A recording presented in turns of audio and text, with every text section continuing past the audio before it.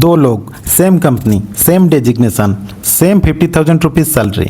10 साल के बाद एक के पास 1.2 करोड़ रुपीज़ का पोर्टफोलियो है, दूसरे के पास सिर्फ एक पुरानी कार और 50,000 रुपीज़ का क्रेडिट कार्ड बिल।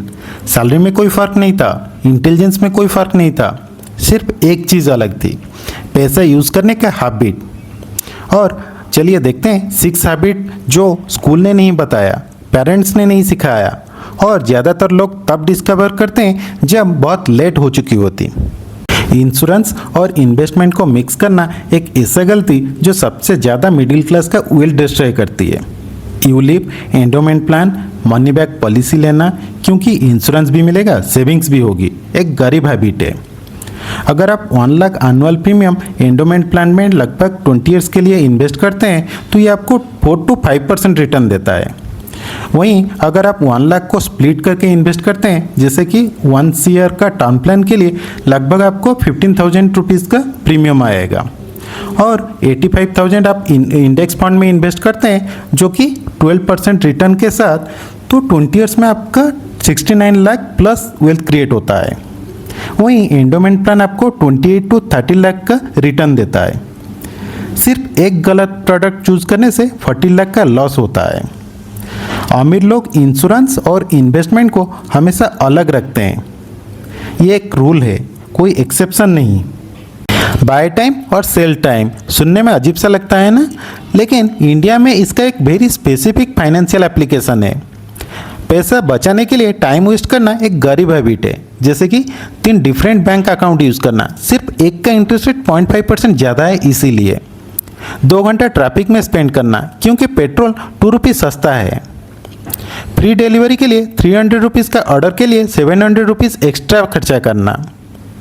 लेकिन टाइम को मनी से रिप्लेस करना एक अमीर हैबिट है, जैसे कि हाउसकीपिंग का हेल्प लेना।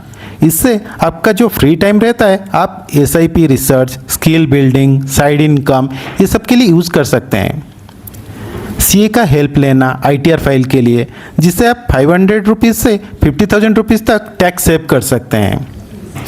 और अपना सारे bill payment, SIP, insurance premium, ये सब आप ऑटोमेट कर सकते हैं पेमेंट के लिए।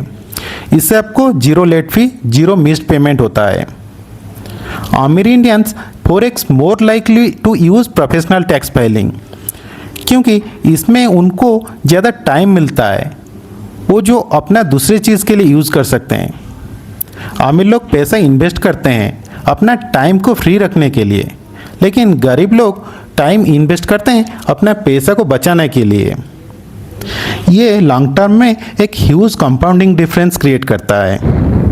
अमीर लोग एसेट खरीदते हैं, गरीब लोग लायबिलिटी को एसेट समझते हैं।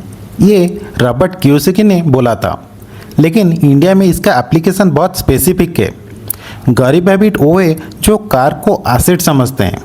अगर एक रियल एग्जांपल लेके देखेंगे, सपोज कार का वैल्यू 8 लाख है और आप 8,000 रुपीज़ का EMI पे कर रहे हैं 5 साल के लिए। 5 साल के बाद कार का वैल्यू 2.5 to 3 लाख रहेगा, मतलब डेप्रीसिएशन 60 to 65% है। टोटल EMI आप जो पे कर रहे हैं वो 4.8 लाख रुपीज़ रहेगा। इंश्योरेंस और मेंटेनेंस लगभग 1.5 to 2 लाख रहेगा। तो टोटल आप कॉस्ट ऑफ ओनरशिप जो है वो 6 to 7 लाख रहेगा और एसेट वैल्यू 2.5 लाख हो जाएगा। वहीं अगर आप 8,000 रुपीज़ मंथली SIP करते हैं जो कि 12% का रिटर्न देता है, 5 साल में इसका वैल्यू 6.6 लाख रुपीज़ रहेगा और ये ग्रो होता रहेगा। अमीर हैबिट वो है जो पहले एसेट बनाओ फिर लायबिलिटी अफोर्ड करो। ये नहीं कि कार मत खरीदो, लेकिन SIP से पहले शुरू करो, कार बाद में। Sequence matters. FNO trading India में एक डिवास्टेटिंग वेल्थ ट्रेस्टर है और ये मोस्टली मिडिल क्लास को अफेक्ट करता है, पुअर को नहीं। सेबी का 2024 का data says that 93% of Indian FNO trader money lose करते हैं और ये एवरेज लॉस पर ट्रेडर जो है 1.1 लाख रुपीज़ पर ईयर होता है। टॉप 3.5% ट्रेडर 97% प्रॉफिट ले लेते हैं, जो कि मोस्टली इंस्टीट्यूशनल प्लेयर होते हैं। तो गरीब हैबिट वो है जो FNO ट्रेडिंग से रीच होने के लिए ट्राई करते हैं। Crypto speculation on registered platform पे एक्सेस करते हैं। चिट फंड में इन्वेस्ट करते हैं जो कि promising 15 to 20% guaranteed return show करता है। और अमीर हैबिट वो है जो वेल्दी इंडियंस स्पेकुलेशन गैम्बलिंग को एंटरटेनमेंट के हिसाब से लेते हैं और मैक्सिमम 1 to 2% अपना नेटवर्थ का उसमें सेपरेटली रखते हैं। टैक्स प्लानिंग वो हैबिट है जो अमीर और गरीब लोगों के बीच में हर साल 30,000 रुपीज़ से 80,000 रुपीज़ का डिफरेंस क्रिएट कर सकती है। गरीब लोग मार्च में पैनिक करते हैं, लास्ट मिनट में टैक्स बचाने के लिए जो भी पॉलिसी या इन्वेस्टमेंट मिलता है उसमें इन्वेस्ट कर लेते हैं। कई बार यूलिप या अनसूटेबल प्रोडक्ट खरीद लेते हैं। लेकिन अमीर लोग अप्रैल से जून के बीच में प्लानिंग शुरू कर देते हैं। ELSS में मंथली SIP करते हैं, NPS के टैक्स बेनिफिट यूज़ करते हैं, होम लोन या रेंट डिडक्शन को पहले से ऑप्टिमाइज करते हैं, इसीलिए उनका डिसीजन बेटर होते हैं और टैक्स भी कम लगता है। याद रखिए, टैक्स प्लानिंग एक दिन का काम नहीं, पूरे साल का स्ट्रैटेजी है। अमीर लोग का फाइनेंशियल ईयर 1 अप्रैल से शुरू होता है, 31 मार्च से नहीं। सैलरी बढ़ने के बाद भी लोग अमीर क्यों नहीं बन पाते? सिर्फ एक हैबिट जो है लाइफस्टाइल इन्फ्लेशन। सैलरी हाइक आते ही लाइफस्टाइल अपग्रेड, जैसे कि नया फ़ोन, बड़ी कार, महंगा रेंट, पूरा हाइक ख़त्म। ये गरीब हैबिट है। लेकिन हर सैलरी हाइक का 50% इन्वेस्ट और रिमेनिंग 50% लाइफस्टाइल पर स्पेंड, ये अमीर हैबिट है। अगर एक रियल एग्जाम्पल लेके देखेंगे, सैलरी अगर 30,000 से 50,000 रुपीज़ तक है और हाइक मिला 20,000 रुपीज़, तो 10,000 रुपीज़ हर महीने SIP में इन्वेस्ट करेंगे और 12% का रिटर्न आएगा।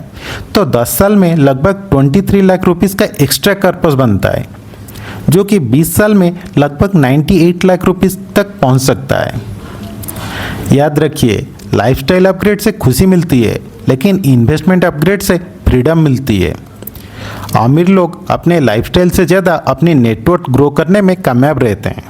रिच और पुअर के बीच असली डिफरेंस इनकम नहीं, माइंडसेट है। अगर आप ध्यान से देखेंगे तो ये 6 हैबिट में एक कॉमन पैटर्न है। अमीर लोग फ्यूचर को ध्यान में रख के आज डिसीजन लेते हैं। गरीब लोग आज की कंफर्ट के लिए फ्यूचर सैक्रिफाइस कर देते हैं। इंश्योरेंस और इन्वेस्टमेंट मिक्स करना, FNO में एक्साइटमेंट ढूंढना, सैलरी हाइक पूरी लाइफस्टाइल पर उड़ा देना, मार्च पे टैक्स प्लानिंग करना, ये सब शॉर्ट टर्म डिसीजन है। हर छोटा डिसीजन आपके लॉन्ग टर्म वेल्थ को इम्पैक्ट करता है। फाइनेंशियल फ्रीडम किसी एक बड़ा डिसीजन से नहीं बनती। हर एक दिन हर छोटा डिसीजन स्मार्ट डिसीजन का रिजल्ट होती है। आज माइंडसेट बदलो, कल फाइनेंशियल फ्यूचर बदल जाएगा। ये 6 हैबिट में से अगर एक भी हैबिट आज चेंज करोगे, 10 साल बाद बहुत बड़ा फर्क होगा। ये एजुकेशन कंटेंट के लिए है। स्पेसिफिक इन्वेस्टमेंट डिसीजन के लिए सेबी रजिस्टर्ड फाइनेंशियल एडवाइजर से कंसल्ट करें। अगर ये वीडियो हेल्पफुल लगी, लाइक करो, पैसा अपडेट सब्सक्राइब करो मोर प्रैक्टिकल मनी कंटेंट के लिए। कमेंट में बताओ ये 6 हैबिट में से कौन सा हैबिट आप पहले चेंज करोगे।